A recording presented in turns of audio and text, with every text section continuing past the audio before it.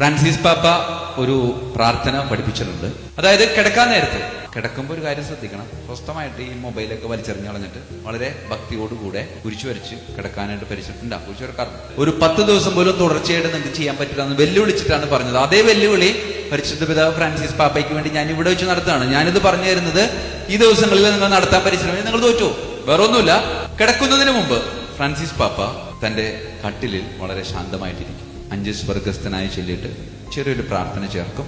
കർത്താവേ, അങ്ങേക്ക് മനസ്സുണ്ടെങ്കിൽ എന്നെ ശുദ്ധനാക്കാൻ കഴിയും.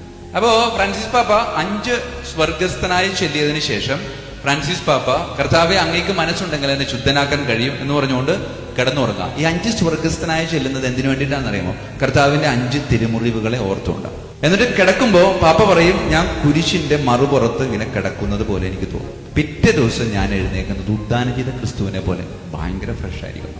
കുരിശ് രൂപത്തെ മനസ്സിൽ ഓർത്തിട്ട് ആദ്യത്തെ സ്വർഗസ്ഥനായി ചെല്ലുമ്പോൾ ഇങ്ങനെ പിടിക്കും. അപ്പോ ഈ കയ്യിലെ തിരുമുറി.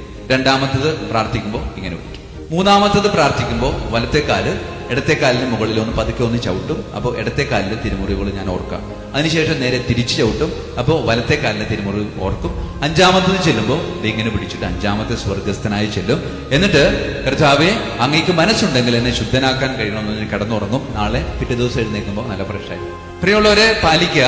നമ്മുടെ ഈ ജീവിതത്തിൽ അത് തീർച്ചയായിട്ടും നമുക്ക് ഉപകരിക്കാനായിട്ട്.